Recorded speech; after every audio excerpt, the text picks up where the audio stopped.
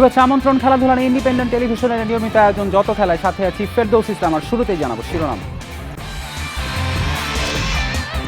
সিলেটে কাল নতুন করে স্পোর্টসের উদ্বোধন করবেন প্রধানমন্ত্রী তারেক রহমান। ৮ ডিসিপ্লিনে অংশ নিচ্ছে ১.৫ লাখের বেশি প্রতিযোগী।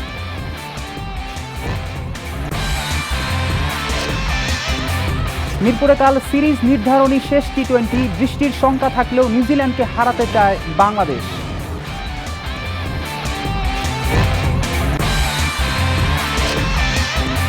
মামুনুলের বিদায়ী ম্যাচ জয় দিয়ে রাঙিয়েছে ফর্টিস এফসি। বাংলাদেশ ফুটবল লিগে বিদায়ী সংবর্ধনা পেলেন এই তারকা মিডফিল্ডার।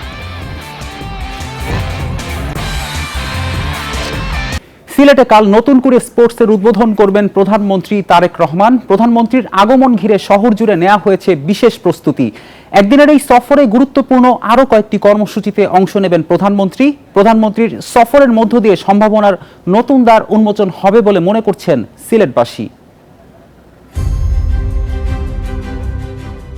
খেলাধুলাকে গুরুত্ব দিয়ে সুস্থ ভবিষ্যৎ প্রজন্ম গঠনে বিশেষ উদ্যোগ নতুন সরকারের। সারা দেশে শুরু হচ্ছে নতুন করে স্পোর্টস। শনিবার সিলেটে বিশাল কার্যক্রমের উদ্বোধন করবেন প্রধানমন্ত্রী। ৮ ডিসিপ্লিন অংশ নিচ্ছে ১.৫ লাখের বেশি প্রতিযোগী। প্রতিভাবান, মেধাবী, সেরা প্রতিযোগীরা পেশাদার অ্যাথলেট হিসেবে নিজেদের তৈরি করতে বিকেএসপিতে পড়াশোনার সুযোগ পাবে। Football, cricket, athletics, kabaddi, badminton, সাঁতার, মার্শাল আর্ট ও দাবায় লড়বে ১২ থেকে ১৪ বছরের আগামীর তারকারা। দেশকে ১০ অঞ্চলে ভাগ করে ইউনিয়ন থেকে জাতীয় পর্যায়ে হবে প্রতিভা বাছাই। সিলেট থেকে প্রধানমন্ত্রীর উদ্বোধনের সময়ে ডিজিটালি যুক্ত হবে সারা দেশ।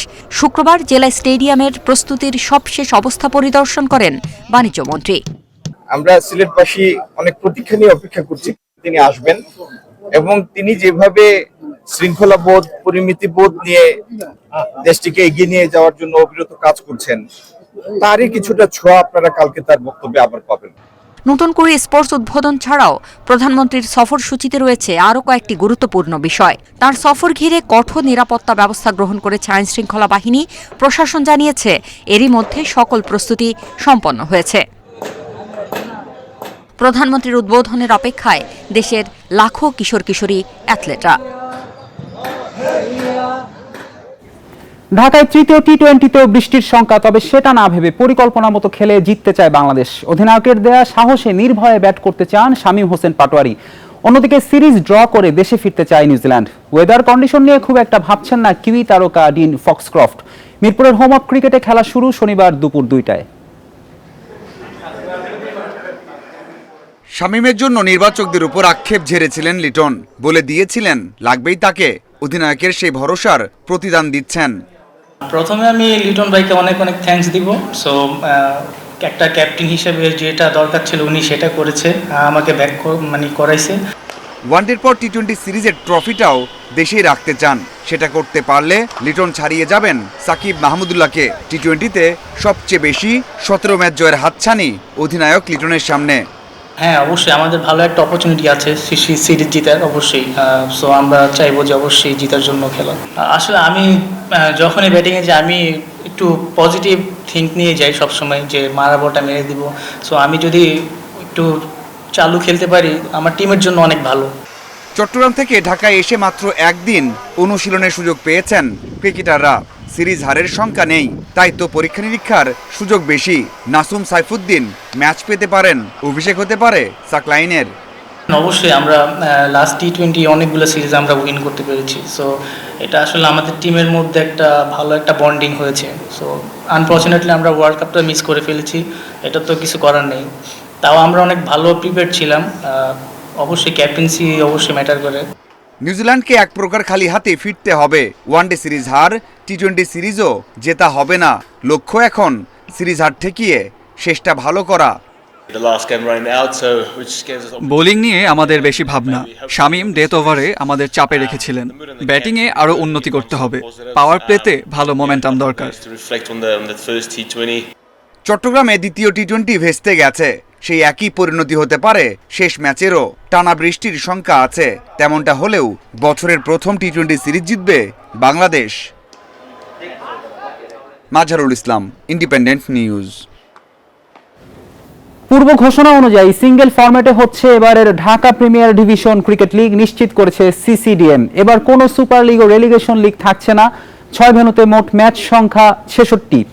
সিঙ্গেল লিগ শেষে পয়েন্ট টেবিলের শীর্ষ দল হবে চ্যাম্পিয়ন, দ্বিতীয় স্থানে থাকা দলটি হবে রানার আপ। একেবারে তলানিতে থাকা দুটি দল ফার্স্ট ডিভিশন ক্রিকেট লিগ থেকে রেলিগেট হবে। 4 মে থেকে শুরু হবে এবারের আসর, আর লিগ শেষ হবে 11 জুন। এবার প্রতিটি দলে সেকেন্ড 11 রাখার সিদ্ধান্ত নিয়েছে বিসিবি, যে একাদশ সেকেন্ড ডিভিশন ক্রিকেট লিগে অংশ নেবে।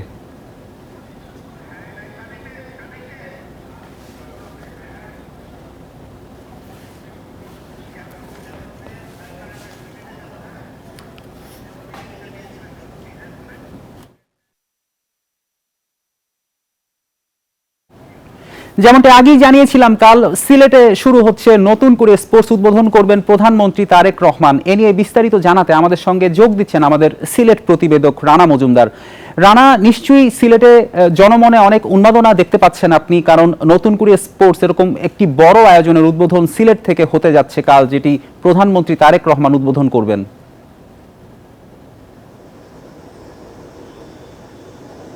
রানা, আপনি শুনতে পাচ্ছেন?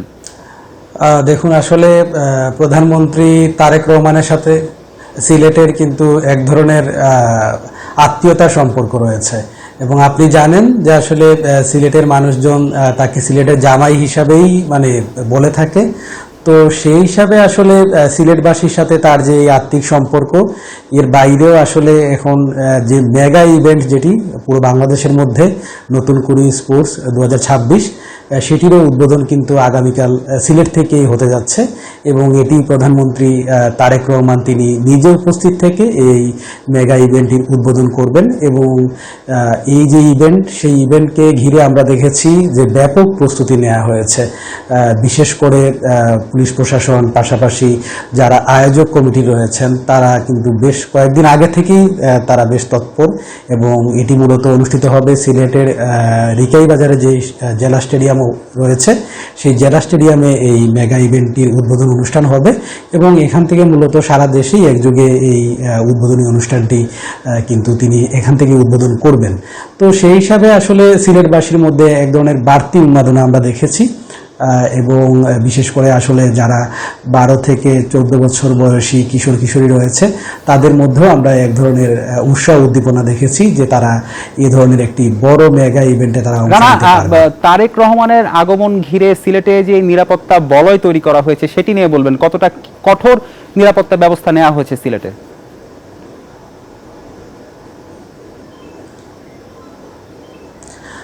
দেখুন, আজকে সারা দিন আমরা সিলেটের যেই জায়গাগুলোতে তিনি মূলত পরিদর্শন করবেন, সেই জায়গাগুলোতে আমরা ঘুরেছি, এবং আমরা দেখেছি যে সেই এলাকাগুলো মূলত নিরাপত্তার চাদরে একদম ঢেকে দেওয়া হয়েছে, এবং আইনশৃঙ্খলা বাহিনীর কয়েক স্তরের নিরাপত্তা ব্যবস্থা কিন্তু সেখানে করা হয়েছে। এবং সেখানে পুলিশ বাহিনীর সদস্যরা, পাশাপাশি র্যাবের যারা সদস্য রয়েছেন তাদেরকে আমরা কাজ করতে দেখেছি, পাশাপাশি এসএসএফের যারা সদস্য রয়েছেন, সেনাবাহিনীর যারা সদস্য রয়েছেন, তারা কিন্তু একযোগে তারা কাজ করছেন।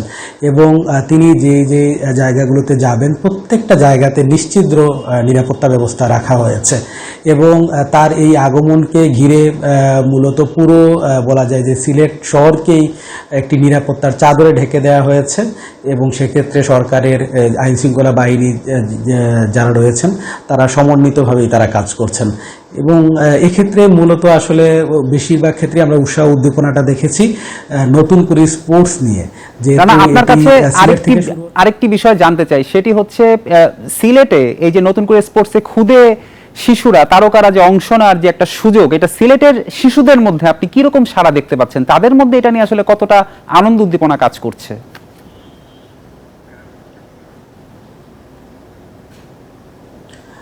এক্ষেত্রে আসলে যদি একটি পরিসংখ্যান আপনাকে বলি, আপনি জানেন যে আসলে 1.5 লাখেরও বেশি কিশোর কিশোরী তারা কিন্তু এই নতুন করে স্পোর্টসে রেজিস্ট্রেশন করেছে। এর মধ্যে সিলেট জেলায় কিন্তু সবচেয়ে বেশি কিশোর কিশোরী তারা এই ইভেন্টে অংশ নেওয়ার জন্য রেজিস্ট্রেশন করেছে, এবং সেটি 15,000-এরও বেশি। তো সেক্ষেত্রে বোঝাই যাচ্ছে আসলে সিলেটের যারা তরুণ কিশোর কিশোরী রয়েছে তাদের মধ্যে বাড়তি উৎসাহ উদ্দীপনা কাজ করছে।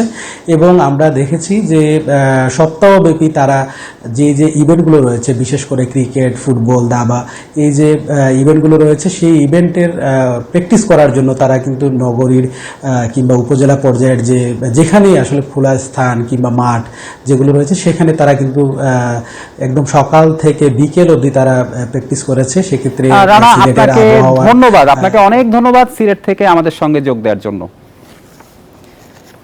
এবার জানাবো ফুটবলের খবর। বাংলাদেশ ফুটবল লিগে মামুনুলের বিদায়ী ম্যাচ জয়ে রাঙিয়েছে ফর্টিস এফসি। রহমতগঞ্জকে ৩-২ গোলে হারিয়েছে তারা। বিদায় বেলায় আবেগ আপ্লুত মামুনুল। এই ম্যাচ দিয়ে শেষ হলো তার ২১ বছরের ফুটবল ক্যারিয়ার। মামুনুলের বিদায়ের দিনে জয় দেখেছে আবাহনীও। ফকিরের পুলকে হারিয়েছে ২-০ গোলে। দিনের আরেক ম্যাচে দানিলো অগাস্টোর গোলে পিডব্লিউডিকে হারিয়েছে পুলিশ এফসি। রহমতগঞ্জের বিপক্ষে ফর্টিস এফসির অধিনায়ক হিসেবে নামলেন, খেললেন ২৪ মিনিট। বদলি হিসাবে মাঠ ছাড়ার সময় পেলেন গার্ড অফ অনার। শেষ হলো মামুনুল ইসলামের ২১ বছরের দীর্ঘ ক্যারিয়ার। পেশাদার ফুটবলকে বিদায় জানানোর দিনে ভালোবাসায় সিক্ত হয়েছেন মামুনুল। ফেডারেশনের সদস্যরা তার হাতে ফুলের তোড়া ও বাফুফের ক্রেস্ট তুলে দেন। আবেগঘন মুহূর্তে পাশে পেয়েছেন পরিবার, প্রিয়জনদের। বাংলাদেশি ক্রীড়া তারকাদের মাঠ থেকে অবসর নেওয়ার সংস্কৃতি নেই, তবে মামুনুলকে সেই সুযোগ করে দিয়েছে তার ক্লাব ফর্টিস এফসি। আমি যে রিটায়ারমেন্ট নিচ্ছি এটা জানি মাঠে কোনো প্রভাব না পড়ে। আমরা আমাদের যেটা আসলে ম্যাচ খেলা, যেটা আমরা আমাদের বেস্ট ম্যাচটা খেলার ট্রাই করব। লাস্ট বিদায়টা 3 পয়েন্ট দিয়ে শুরু হলো, শেষ করলাম আমার ক্যারিয়ারের। চোখের পলকে শেষ হয়েছে। আসলে কি বলবো, মনে হয় যে কিছুদিন আগে স্টার্ট করছি। মামুনুলের বিদায়ী ম্যাচ স্মরণীয় করে রাখতে চেষ্টার কমতি রাখেনি ফর্টিস। কিংস অ্যারেনায় রহমতগঞ্জের বিপক্ষে প্রথমার্ধ শেষ হয় ২-২ গোলের সমতায়। রহমতগঞ্জের হয়ে গোল করেন জায়েদ ও কোয়াডো, আর ফর্টিসকে ম্যাচে রাখেন পা ওমর। দ্বিতীয়ার্ধের শুরুতে ওমরের গোলে এগিয়ে যায় ফর্টিস। শেষ পর্যন্ত লিড ধরে রেখে মাঠ ছাড়ে কর্পোরেট ক্লাবটি। ১৫ ম্যাচে ২৮ পয়েন্ট নিয়ে তৃতীয় স্থানে আছে ফর্টিস। বাঁচিয়ে রেখেছে প্রথম শিরোপা জয়ের স্বপ্ন। দিনের আরেক ম্যাচে কুমিল্লায় ফকিরের পুলে বিপক্ষে লড়েছে আবাহনী। শেখ মোরসালিন ও এমেকার গোলে সহজ জয় পেয়েছে আকাশী নীল। জয়ের উদ্দেশ্যে আমরা মাঠে নেমেছি এবং আমাদের সামনে যে কয়েকটা ম্যাচ আছে আমরা অবশ্যই জয়ের উদ্দেশ্যে মাঠে নামবো। আর এবার আমরা আশা রাখছি আমরা অবশ্যই চ্যাম্পিয়ন হব, সেই এক্সপেকটেশন নিয়ে আমরা সবগুলো ম্যাচ খেলব। ১৫ ম্যাচে ৩১ পয়েন্ট নিয়ে তালিকার ২-এ আবাহনী। শীর্ষে থাকা বসুন্ধরা কিংসের সাথে ৩ পয়েন্টের ব্যবধান। অনুমেয় ছিল, সেটি হলো। Shamim Ahmed, independent news. মালদ্বীপে ৪ জাতির টুর্নামেন্ট সামনে রেখে বৃহস্পতিবার বাংলাদেশ অলিম্পিক দল ঘোষণা করা হবে। ২৪ মে থেকে ঢাকায় শুরু ক্যাম্প, আর ৩০ মে মালদ্বীপ যাবে দল। স্থানীয় প্রবাসী ফুটবলারদের নিয়ে শক্তিশালী স্কোয়াড ঘোষণার কথা জানিয়েছেন ম্যানেজার শাহিন হাসান। যেহেতু লিগ শেষ হচ্ছে, আমরা 24 তারিখ ক্যাম্প শুরু করবো। এখানে মধ্যে আছে কোনো ক্লাবও আপনার পাচ্ছেন না যে ও প্রস্তুতি ম্যাচ খেলার জন্য। হ্যাঁ, একটা জিনিস কি, যেহেতু আমরা আমি যেটা দেখছি আমাদের কোচ যেটা করতেছেন, লিগে যারা ইয়াং তরুণ ভালো পারফর্ম যারা করছে ওদেরকে নিয়ে যাচ্ছে, ঠিক আছে, ওরা খেলার মধ্যে আছে এবং ইয়াং যারা ভালো পারফর্ম করতেছে ওদের মধ্যে টিম করতেছে। তাহলে আমার প্রস্তুতি ম্যাচ যেহেতু নাই, যেটুকু আছে অতটুকুই করতে হবে আর কি। এই ছিল আজকের যত খেলায় আমন্ত্রণ আমাদের পরের আয়োজনে।